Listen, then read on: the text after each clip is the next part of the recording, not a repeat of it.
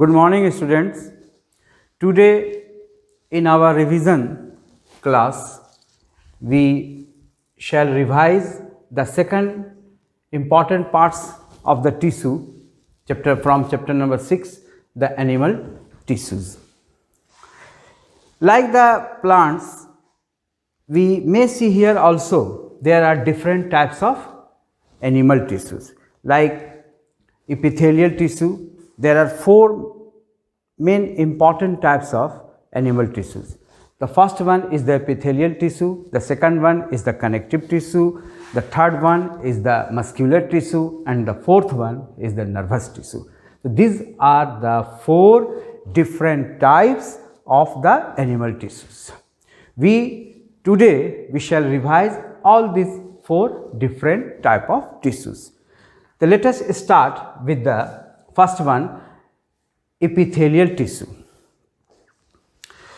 Our body, different body parts and the entire body of the animal require a protection layer, and that tissue which protects the animal's body from the external environment, that is the epithelial tissue. This is a protective tissue which acts as a barrier and helps in absorption and secretions. The cells cover surfaces, entire surfaces, and also the internal some specific organs also covered with the epithelial layer of cells or the tissue. It lines blood vessels and are modified to form glands. आपने देखा होगा कि animal tissue जब आपने पढ़ा होगा तो उसमें एपिथेलियल टिश्यू के कुछ ऐसे भी रूप आपको दिखाई दिए होंगे जो मॉडिफाइड होकर के प्रोटेक्शन के अलावा और भी बहुत सारे स्पेसिफिक वर्क करते हैं। जैसे आपने पढ़ा होगा ग्लैंड्यूलर एपिथेलियम, ये क्या है? ये मॉडिफिकेशन है एपिथेलियम टिश्यू का ही। कॉलमनर या आपने जो क्यूबॉइडल पढ़ा होगा उसके मॉडिफाइड रूप हैं, जिसमें एक आपको ग्लैंडुलर है, दूसरा सिलिएटेड एपिथेलियम है। तो उसको हम लोग देखेंगे वो किस कैटेगरी में आता है वो। और फिलहाल हम लोग यहाँ ये जान लें कि देयर आर चार टाइप्स के एनिमल टिश्यू हुए: epithelial tissue, connective tissue, muscular tissue और नर्वस टिश्यू। एपिथेलियल टिश्यू का ये इम्पॉर्टेंट यहाँ पे कुछ बातें लिखी गई। Structure, if we talking about the structure, the cells are tightly packed. चूँकि protecting layer है ये, इसलिए ये बिल्कुल सेल एक दूसरे से जुड़ा रहता है, tightly packed रहता है। अगर tightly packed है cells तो there is no question of intercellular spaces, but there is a little bit of intercellular spaces may present or may be absent entirely. Cells are bound to a, यहाँ एक specific बात जो समझना है कि the cells are bound to a non cellular basement membrane at the base. नीचे के ये इस तरह से एक बेस रहता है ना, जो नॉन सेल्यूलर बेसमेंट मेम्ब्रेन है, और इसके ही ऊपर सेल जो हैं अरेंज किए हुए रहते हैं। तो ये इस तरह से ये देखेंगे आप टिश्यू का, ये इस तरह से। This is the fact, structural fact about the epithelial tissue. Now, when we talk about the function, there is a lot of function performed by the epithelial tissue. The first one and the prime function is the protection, barrier, exchange of materials, absorption, secretion, etc. Now, we may look about the classification of epithelial tissue. Now, look how the epithelium tissue classified. The basis of classification of epithelial tissue is here. Number one, the first criteria, पहला criteria जिसके आधार पे classification हुआ वो है number of layer of cell, और उस आधार पे नंबर एक या फर्स्ट जो टाइप हुआ that is the simple epithelium. Simple epithelium is that type of epithelium where only a single layer of cell is present. Okay. Second जो कहलाता है स्ट्रेटिफाइड या कंपाउंड एपिथेलियम, इसमें 2 या उससे अधिक लेयर के सेल्स होते हैं. इसे आप इस तरह से देख सकते हैं. अगर ये सपोज कीजिए कि ये बेसमेंट है और इस बेसमेंट पे अगर इस तरह से सपोज कीजिए कि कॉलमनर शेप का जो है कॉलमनर एपिथेलियम, ये कॉलमनर एपिथेलियम इस तरह से पिलर शेप का होता है. तो कॉलमनर एपिथेलियम इस तरह से है. तो ये एक लेयर का है, एक लेयर है, इसमें एक लेयर है, एक लेयर है, ठीक है, सिंगल लेयर. और अगर इसके ऊपर और एक लेयर हो गया, इसके ऊपर और एक लेयर हो गया, और एक लेयर हो गया, और एक लेयर हो गया, इस तरह से लेयर बढ़ गया, number of layers more than 1, that means 2 or more than 2, so that is the stratified a compound. If only a single layer, that is the simple epithelium. So here the classification based on the 2 different criteria. The first one is the basis of the number of cell layer, where there is a single layer, that is the simple. When there is a more than 2 or more than 2 layers, that is the stratified a compound epithelium. The second important classification is based on the shape of the cell. If on the basis of the shape of the cell, the epithelium may be squamous epithelium, where the shape of the cell is the flat, just like tiles, and joined together tightly. And second important type is here cuboidal. That means the shape of the cell is the cube shape. Ice cube जो होता है उसकी शक्ल का रहता है, उसके shape का रहता है. फिर इसी प्रकार से तीसरा आप टाइप में चले जाएंगे तो कॉलमनर होगा, और जो कि पिलर या कॉलम शेप का होगा.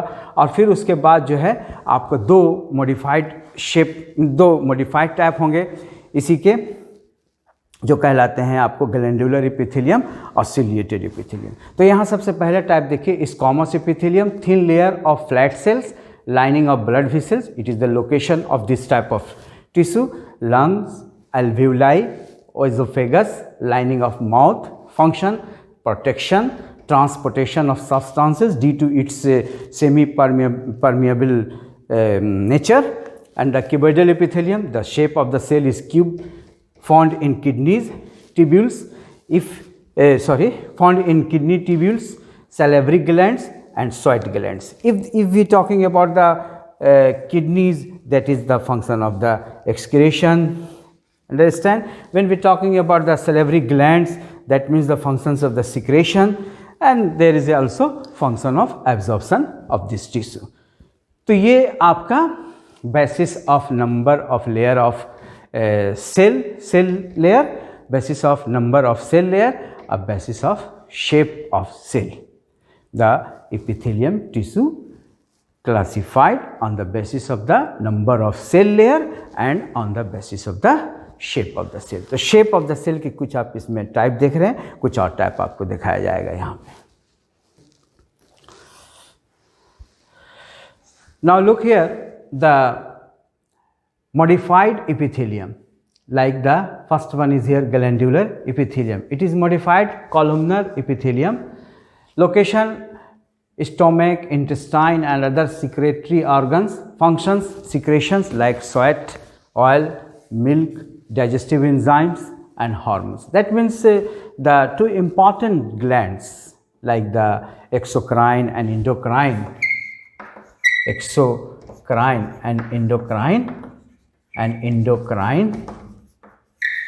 endocrine. All these glands are due to the glandular epithelium, modified glandular epithelium. Now the ciliated epithelium. The ciliated epithelium is also the columnar epithelium, but with cilia. There is one important thing is here, like when we are talking about the cube shape, just here I have given an idea to you in the cuboid. In the this is the simple one, the squamous, where there is only simple one where there is a one layer of single cell with the basement membrane. And if you draw a diagram of the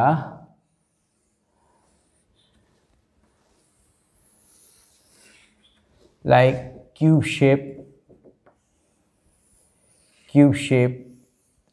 just like this, and there is a basement also, understand, basement also, the cube shape of cell. and यहाँ पे जो खास बात आपको देखना है वो nucleus देखिएगा, इसमें स्फेरिकल शेप का इन द सेंट्रल पार्ट में रहता है, सेंट्रल पार्ट में रहता है, in the central region, understand. और ये साइटोप्लाज्म जो होगा इसके साथ क्यूब शेप के सेल होंगे। और इपिथेलियम में आप देखेंगे कि शेप जो है कॉलमनर इपिथेलियम जो मॉडिफाइड है, ग्लैंडुलर इपिथेलियम, उसका एक ये इस तरह से कॉलमनर शेप यानी कि पिलर के शक्ल का, ठीक है, इसमें भी बेसमेंट रहेंगे।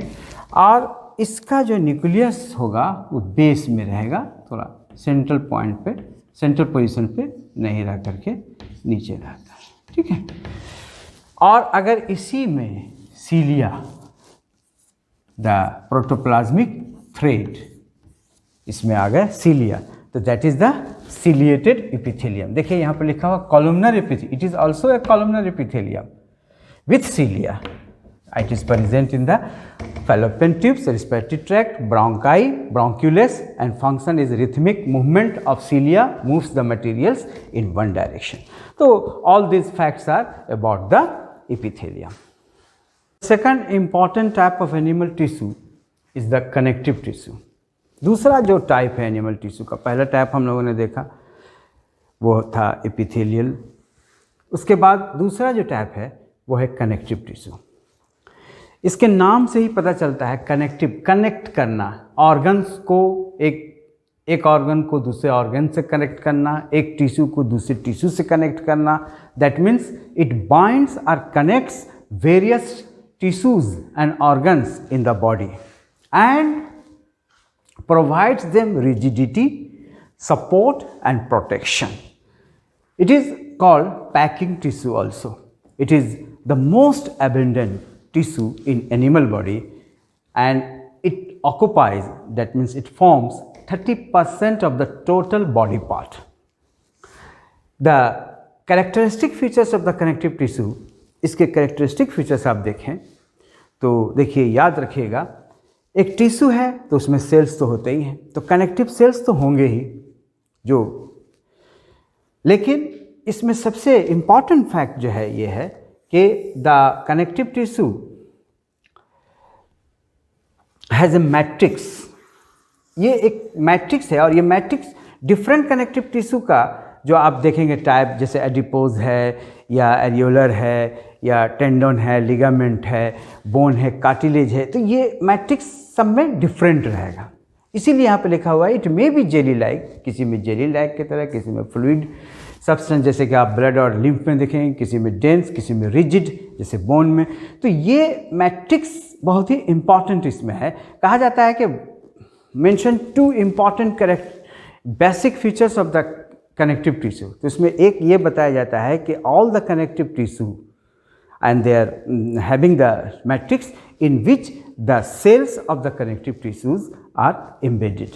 ये कहा जाता है कि हर कनेक्टिव टिश्यू में मैट्रिक्स होगा जिसमें सेल सस्पेंडेड रहेंगे, एम्बेडेड रहेंगे, है ना। तो इसी तरह से यहाँ पे हमने देखा कि कनेक्टिव टिश्यू का जो मैट्रिक्स है उसमें कई वेरिएशंस हो सकते हैं। उसका जो डिफरेंट टाइप हम लोग पढ़ेंगे, जैसे कनेक्टिव टिश्यू प्रॉपर, उसके बाद फिर फ्लूइड कनेक्टिव टिश्यू, सब में हम लोग देखेंगे अलग अलग प्रकार का। और दूसरा इम्पॉर्टेंट पार्ट जो है, it is composed of connective tissue cells और इसमें फाइबर्स। ये दूसरा जो इम्पॉर्टेंट है फाइबर्स। फाइबर्स 3 प्रकार के होते हैं इसमें, एक वाइट कलर्ड फाइबर्स जिसे कोलाजन फाइबर्स कहते हैं, दूसरा येलो कलर्ड फाइबर्स जिसको एलास्टिन फाइबर्स कहते हैं, और ब्राउनिश कलर्ड जिसको रेटिक्यूलर फाइबर्स कहते हैं। तो इसका what is the, now from this discussion हम लोगों को क्या समझ में आता है कि कनेक्टिव टिश्यू जो है मैट्रिक्स उसमें है और उस मैट्रिक्स में उसके सेल्स रहेंगे और 3 प्रकार के फाइबर्स रह सकते हैं। तो all this facts about the characteristic features of the connective tissue. Now we here also see the different types of connective tissue or the classification of connective tissue. Classification of connective tissue.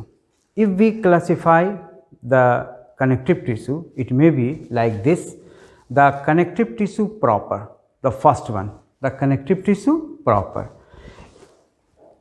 The different connective tissue proper are areolar, adipose, tendon, ligament. And connective tissue is skeletal, that means skeletal connective tissue. There are 2 skeletal connective tissue, cartilage and bone. And the fluid connective tissue or the vascular connective tissue, there are 2 fluid or vascular connective tissue, that is the blood and lymph. Here 4 different types of proper connective tissue you are looking here. The first one is areolar, and the second one is adipose, and the third one is tendon, and the fourth one is ligaments. Now we may revise each type in a very short form. Now look here, the different types of connective tissue. First here the proper, like areolar, just I have written here one important functions. It joins skin to muscle, packaging and supportive tissue. Adipose, it mainly responsible for storage of fats. Storage of fats acts also as an insulators. And the tendon, it joins muscles to bones, and ligament joins bone to bone. So these are the tissues, connective tissues proper. Now the 2 more here, the cartilage and bone, that is known as the skeletal connective tissue. The cartilage is the compact, firm but flexibility skeletal connective tissue. It is the locations, the occurrence, nose, ear, trachea and larynx. बहुत से body के parts हैं, body के organs हैं जिसको ये shape देता है और उसमें ये रहता है, जैसे कि ये नोज़ है, ईयर है, ट्रेकिया है, लैरिंक्स है। फंक्शन इसका है provide support and gives flexibility.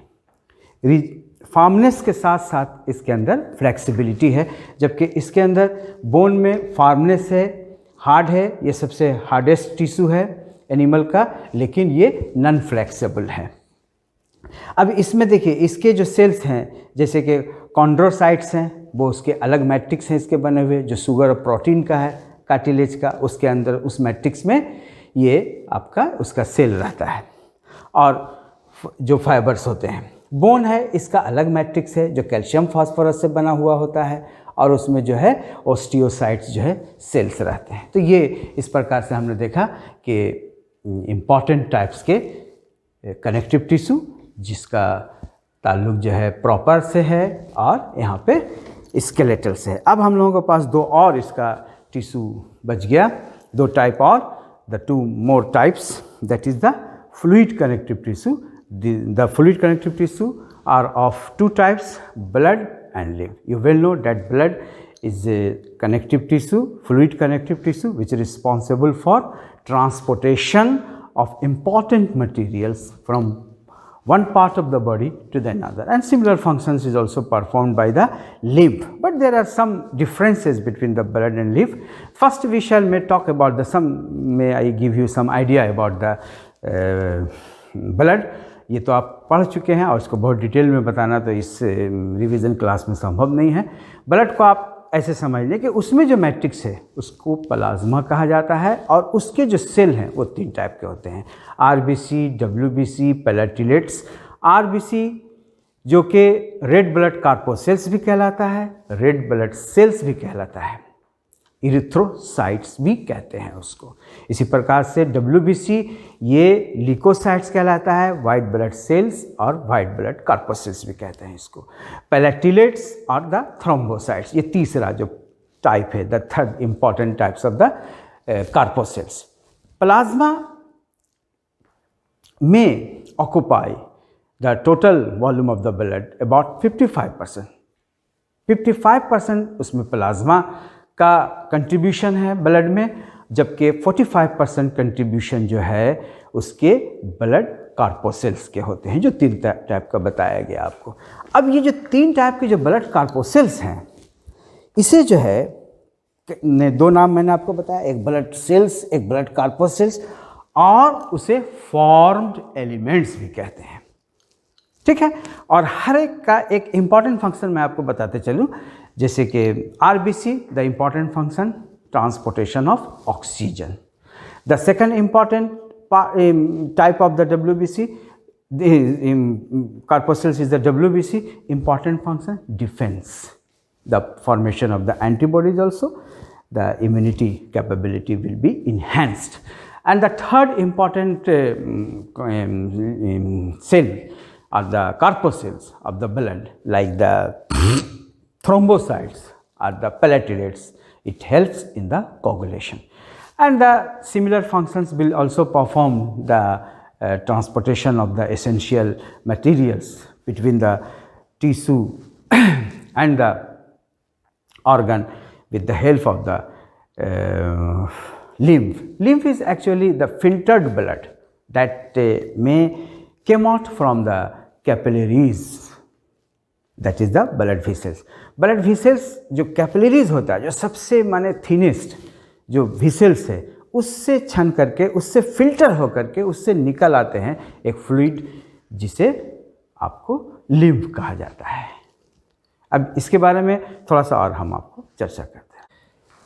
पौधों के टिश्यू में आपने देखा होगा कि कंडक्टिंग टिश्यूज़, वास्कुलर टिश्यूज़ जो ट्रांसपोर्टेशन से रिलेटेड है, पौधों में हम लोगों ने देखा था कि 2 उसमें इम्पॉर्टेंट फंक्शंस है। एक तो है कि वाटर मिनरल को ले जाने का काम, और दूसरा है कि after the preparation of the food materials, when it prepared in the green parts like the mainly in the leaves, that will be transported to the different parts of the plant for the supply of energy and for the storage purpose. लेकिन animal में तो ज़्यादा ही complications है structure का, organ and system का। और आपने डिफरेंस में लास्ट वीक में जो लास्ट इसके रिवीजन क्लास में आपने देखा होगा किस तरह से एनिमल टिश्यू और प्लांट टिश्यू में डिफर करता है on the basis of the requirement of energy. वो स्टेशनरी है, हम जबकि एनिमल का जो बॉडी है वो मूवेबल है। तो इस तरह से उसके अंदर जो कॉम्प्लिकेशंस है कुछ अधिक है। तो ट्रांसपोर्टेशन के सिस्टम को इंश्योर करने के लिए जो कनेक्टिव टिश्यू एनिमल में है, that is the blood and lymph. तो ब्लड के बारे में तो एक छोटा सा डिस्क्रिप्शन मैंने आपको दे दिया, और यहाँ लिम्फ पे एक छोटा सा ये शॉर्ट नोट है। लिम्फ इज स्ट्रा कलर्ड, यानी स्ट्रा मीन्स बिचाली के कलर का ये फ्लूइड है जो ब्लड से फिल्टर होकर के निकलता है। कहाँ से निकलता है? ब्लड कैपिलरीज से, जो सबसे थिनेस्ट जो है कैपिलरीज इस विसेल से, सबसे जो इम्पॉर्टेंट जो तीसरा जो विसेल्स है, एक आर्टरी हो गया, एक वेन हो गया, तीसरा कैपिलरीज है। It differs from the blood in the absence of RBC mainly and large protein molecules. Function: lymph is an important tissue for transportation of nutrients and hormones. It transports waste, metabolic waste and carbon dioxide, and it helpful in exchange of materials between the blood and the tissues. So this is the some facts about the lymph. Now we have the 2 more important tissues from the animal, that is the muscular tissue and the nervous tissue. The third important type of animal tissue is the muscular tissue. Here I have drawn some diagrams of muscular tissues. May you try to identify, like in the animal body there is a requirement for the movement and locomotion. For the purpose to fulfill this purpose, that is the movement, there is a special tissue present, that is the muscular tissue. Muscular tissue further classified into the 3 different types based on the structure. Here the structure of the first type of muscular tissue. Here this is the let me tell first about some special features, basic structural features of the muscular tissue. पहले आपको बता दें, muscular tissue कुछ specialities हैं, जैसे कि इसमें जो सेल्स हैं वो मसल फाइबर्स या मसल सेल्स कहलाते हैं, और इसके जो साइटोप्लाज्म है इसको सर्कोप्लाज्म भी कहते हैं, और ये जो इसका जो मेम्ब्रेन है सेल का ये सार्कोलेमा भी कहलाता है। ठीक है, तो ये कुछ बातें हैं। और उसके बाद इसमें आप और एक खास बात ये देखिएगा कि कोई ज़रूरी नहीं कि सेल में एक ही न्यूक्लियस हो, एक से अधिक भी न्यूक्लियस होता है। फर्स्ट टाइप जो यहाँ पे दिखाया गया है ये स्ट्रिएटेड या स्केलेटल कहा जाता है इसको, स्केलेटल मस्कुलर टिश्यू, स्ट्रिएटेड और स्केलेटल मस्कुलर टिश्यू, और it is also known as voluntary. ठीक है, इस वॉलेंट्री या स्केलेटल या स्ट्रिएटेड मस्कुलर टिश्यू में जो आप देखेंगे एक से अधिक न्यूक्लियस देखें, that is the multi nucleated. और ये एक खास चीज़ जो यहाँ लाइट और डार्क बैंड जो है, ये लाइट बैंड यहाँ पे शो कर रहा है और ये डार्क बैंड शो कर रहा है, ये लाइट बैंड और ये डार्क बैंड, ये डार्क बैंड और ये लाइट बैंड शो कर रहा, ये न्यूक्लियस। ठीक है, और ये आपका सर्कोप्लाज्म या साइटोप्लाज्म जिसको कहेंगे। ठीक है, ये साइटोप्लाज्म हो गया, इसी को सर्कोप्लाज्म, इसके जो मस्कुलर टिश्यू के जो सेल्स हैं, मस्कुलर टिश्यू के जो सेल्स हैं, है ना, इसी सेल्स के जो साइटोप्लाज्म है उसे सर्कोप्लाज्म कहा जा रहा है। ठीक है, और इसका जो ये मेम्ब्रेन है, प्लाज्मा मेम्ब्रेन या सेल मेम्ब्रेन, इसको सार्कोलेमा भी कहते हैं। लॉन्ग सेल का शेप देखिए लंबा होगा, सिलिंड्रिकल होगा, है ना। ये सेल जो है दो इम्पॉर्टेंट टाइप के प्रोटीन रखते हैं।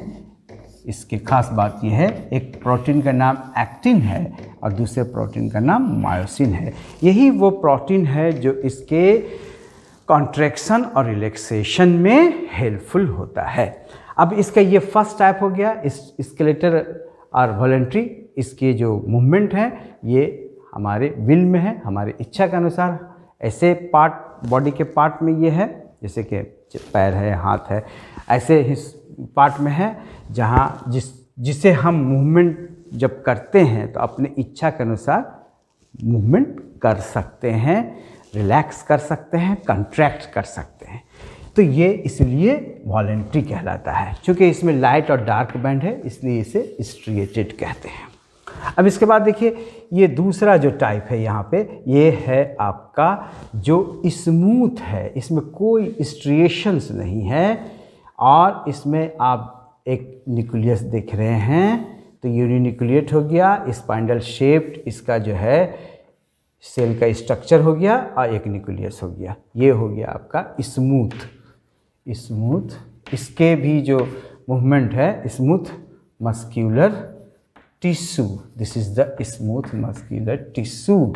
ठीक है, ये स्मूथ मस्क्यूलर टिश्यू जहाँ पे किसी प्रकार का कोई भी लाइट या डार्क बैंड या क्रॉस स्ट्रिएशंस इस प्रकार का नहीं है, एकदम स्मूथ है।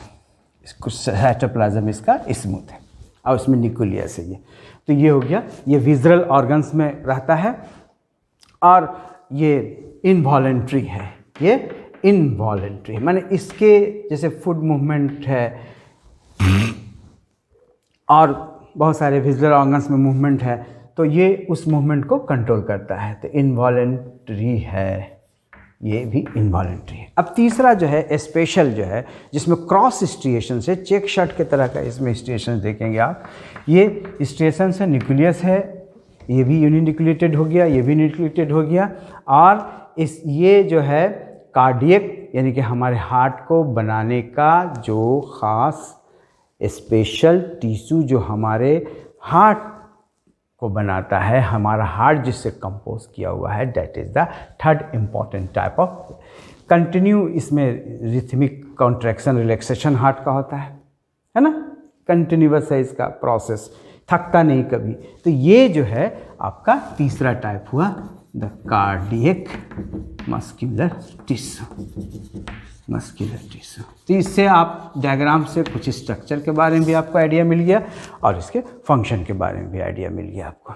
ठीक है, तो there are 3 different types of muscular tissue. The first one is striated और skeletal, the second one is smooth और involuntary, the third type is the cardiac muscular tissue, that is the present in the heart. So these are some facts about the muscular tissue. The third important tissue is the fourth one, that is the last. We have seen the epithelial, the second important connective, the third important muscular, the fourth one, and the last one is the nervous tissue. The tissue highly specialized for being stimulated and then transmitting the stimulus very rapidly from one part of the body to the another part. That means from one place to another within the body. The brain, spinal cord and nerves are made up of the nervous tissue, and the cells of this tissue is known as neuron, and a neuron is also called the structural and functional unit of the nervous tissue. And that neuron consists of the following three important parts. The first one is the cell body or cytosol. It is also known as perikaryon, it is also known as centron. And the second important, the dendron part, the second important part. This dendron and dendrites and the axon is also known as the cytoplasmic processes. Understand? So here the nervous tissue. A stimulus, their transmission, that means whenever there is any changing in our environment, or if there is any type of stimulus may perceived by our sense organs, that will be transmitted with the help of this tissue. इसको इस तरह से समझना चाहिए कि जैसे कि हम एक ये पाम है, इस पर अगर कोई ठंडा चीज़ रखें, कोई गर्म चीज़ रखें और इसका मुझे एहसास हो रहा है, या कोई हमें अगर सुई चुभो रहा है तो इसका मुझे एहसास हो रहा है, कोई पिन अगर इसमें डाल दे रहा है तो इसका मुझे एहसास हो रहा है, मैं बोल रहा हूँ, आप सुन रहे हैं, आप बोल रहे हैं, मैं सुन रहा हूँ, इस तरह से मैं देख रहा हूँ, ये सारे जो माने चीज़ें हैं, यही इन्फॉर्मेशन जो बॉडी को मिल रहा है, ये इसी इन्फॉर्मेशन को कंट्रोल और कोऑर्डिनेट करने के लिए बॉडी में स्पेशल टाइप का टिश्यू है जिसको नर्वस टिश्यू कहते हैं। और इस ब्रेन, स्पाइनल कोड और नर्व्स, ये सारे इसी स्पेशल टिश्यू के बने होते हैं। इस स्पेशल टिश्यू का जो सेल है उसे न्यूरॉन कहा जाता है, और एक सिंगल न्यूरॉन के जो है तीन इम्पॉर्टेंट पार्ट होते हैं। एक पार्ट हुआ इसका जो कहलाता है सेल बॉडी और साइटोन और पेरिकैरियन, और ये दूसरा जो इम्पॉर्टेंट पार्ट है इसको डेंड्रॉन एंड डेंड्राइट्स कहते हैं, और तीसरा इम्पॉर्टेंट पार्ट जो है वो एक्सॉन कहलाता है। इसका एक डायग्राम यहाँ देख लें और उसका एक फंक्शन देख लें। Here look the diagram of neuron and important and their important function. Here you see here what I have told you earlier, that there are three important parts. The first part is the cell body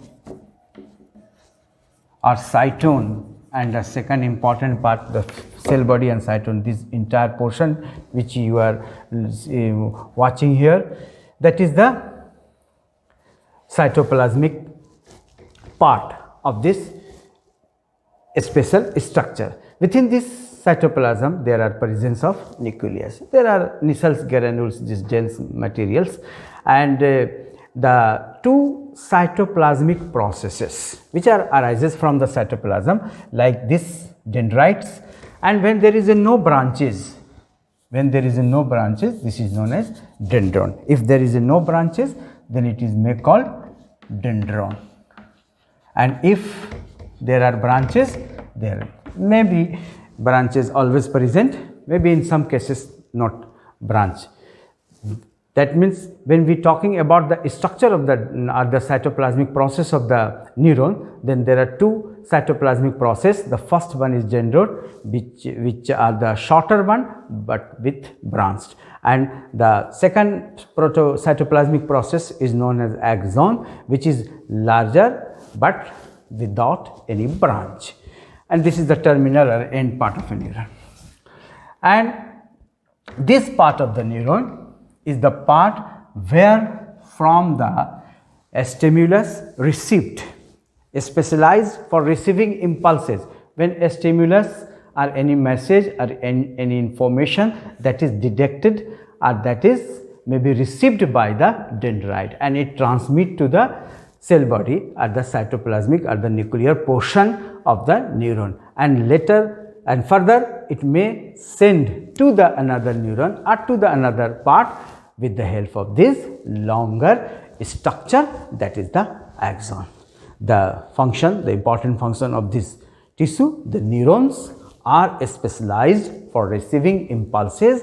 They receive impulse, get stimulated. जब ये किसी impulse को जब किसी message को या किसी भी इम्पल्स को रिसीव करके करता है तो स्टिमुलेटेड हो जाता है, और उसके बाद ये नर्व इम्पल्स यहाँ आकर के इलेक्ट्रिकल इम्पल्स में चेंज होता है। आपको क्लास 10 में इसको डिटेल से पढ़ना है। शॉर्ट में यह समझ लें कि स्टिमुलस इम्पल्स कोई आया, कोई मैसेज आया, किसी तरह के कोई इन्वायरमेंट में चेंजिंग हुआ, तो ये डेंड्राइट ने उसको डिटेक्ट किया और उसके बाद उसे यहाँ सेल बॉडी में ले पहुँचा दिया, और सेल बॉडी से फिर ये इस लंबे एक्सोन के द्वारा फिर दूसरे पार्ट में न्यूरॉन का दूसरा एंड में चला गया। यहाँ पे जो न्यूरॉन स्टार्ट होगा इससे जो लगा हुआ वो इस तरह से होगा।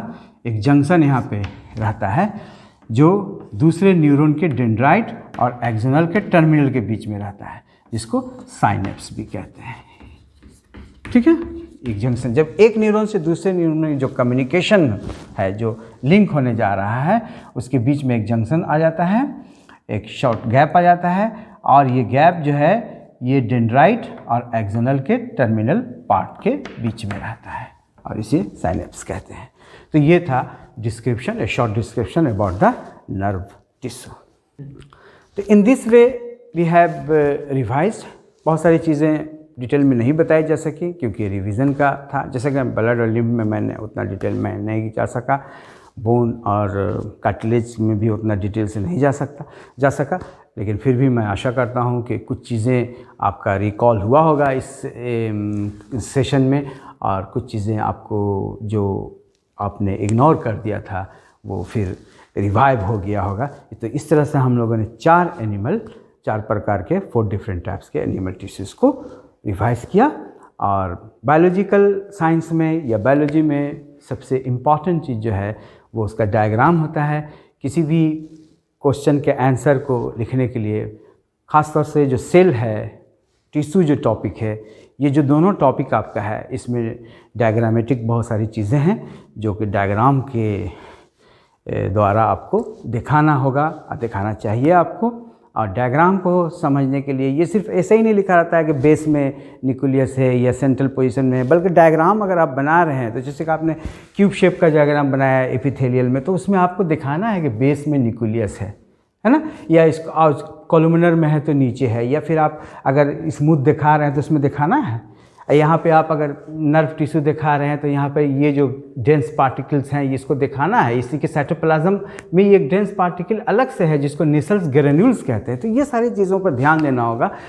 स्ट्रक्चर, लोकेशन, फंक्शन, ये सारी चीज़ें बहुत इंपॉर्टेंट हैं। उम्मीद करता हूँ कि आपको ये चीज़ें अच्छा लगा होगा और अच्छे ढंग से पढ़िए। रिवीजन का ये सेकंड पार्ट जो है टिश्यू का समाप्त हुआ।